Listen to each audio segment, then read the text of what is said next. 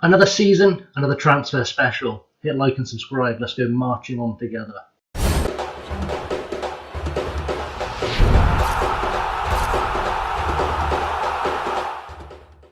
What's up guys, ChasingLamely here with episode number 20 of Marching On Together, and it is our beginning of season transfer special, our summer transfer special. So no football today, we'll play Arsenal in Tuesday's episode. But for now we just need to look through who's come in, who's gone out, and we're going to start with the players who've left. So we're going to start with the big ones, the ones that you've seen play. We're trying to avoid all the youngsters who have gone out on loan or I've just sold because they were never going to make it. And the first guy to go was Jakob Sorensen, who has joined Rangers on loan for the season. He wanted to leave, and I don't know if I can show you the thing in here. It never shows you it. Basically, it does show you it.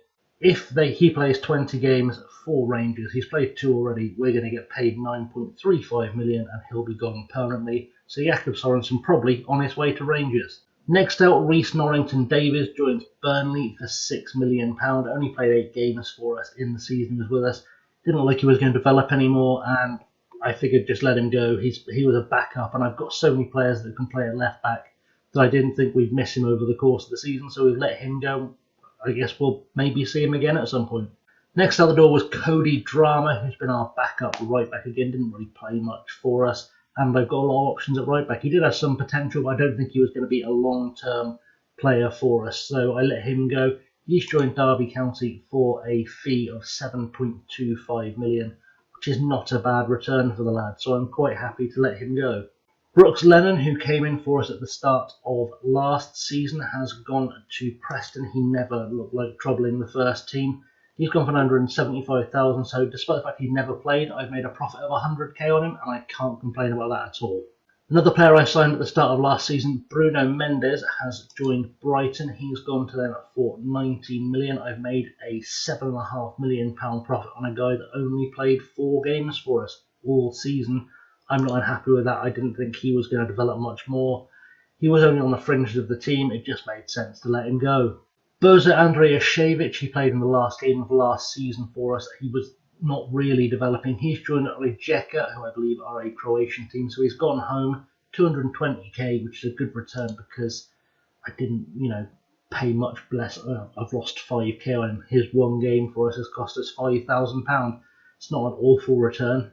Jake Clark-Salter joins Hull for £925,000. Played twice for us after joining from Sunderland.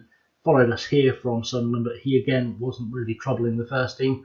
So it made sense to let him go. He's had a good season on loan for QPR, and now he gets to continue his career, and who knows, maybe he'll work his way back up into the Premier League.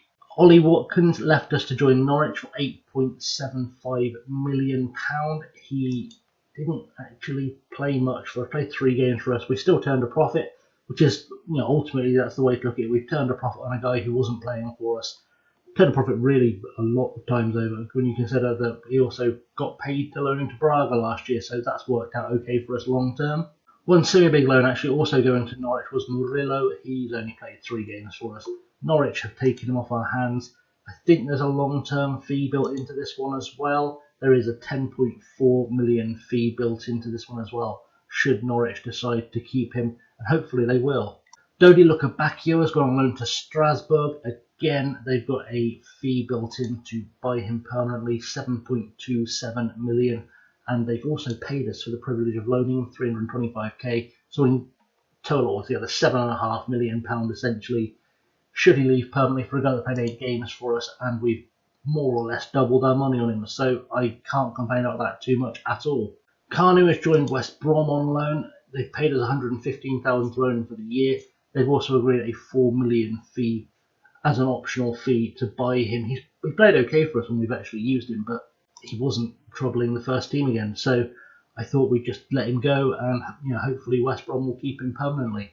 Tyler Roberts has finally left the club. He joins Celtic for a fee of £15 million.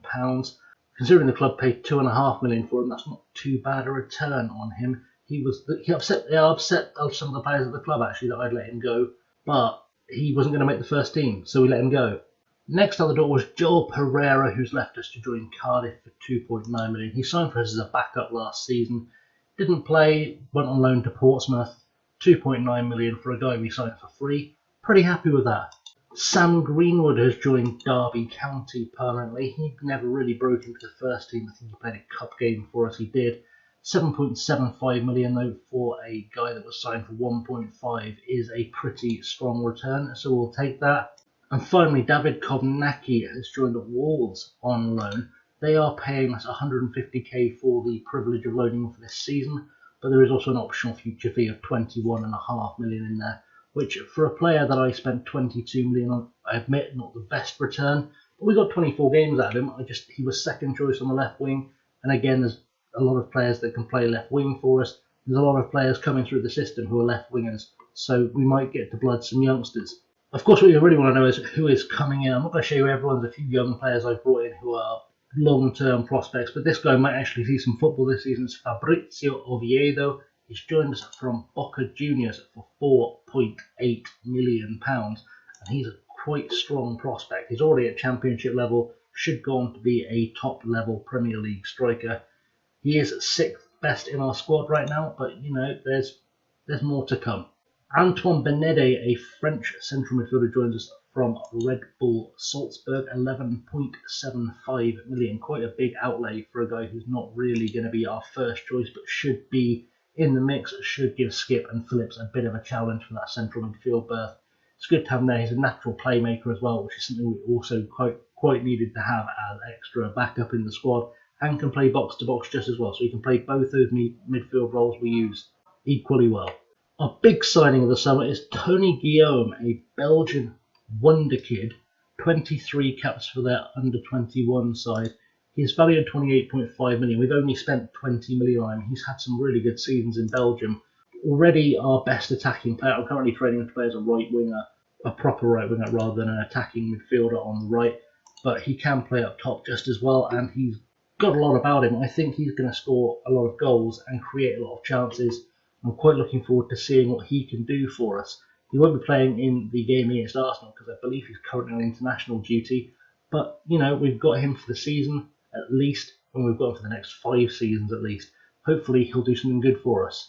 Next up, Max Aarons joins us for £33 million from Norwich. He is a highly rated right back who will give lots and lots of competition to Jed by on that right hand side. Can also play on the left and is decent on the left hand side. Expect him to get a lot of football for us.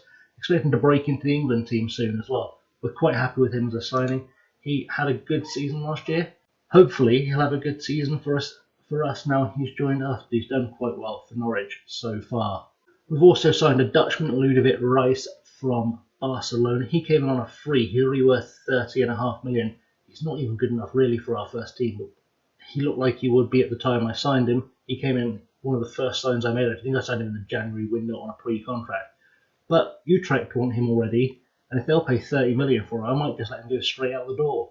Kian Brecken, in an England under-20 international, joins us for 1.9 million from Manchester City. He's only played twice for them. He looks really good though. Looks really, really good. Looks like he's got some big potential.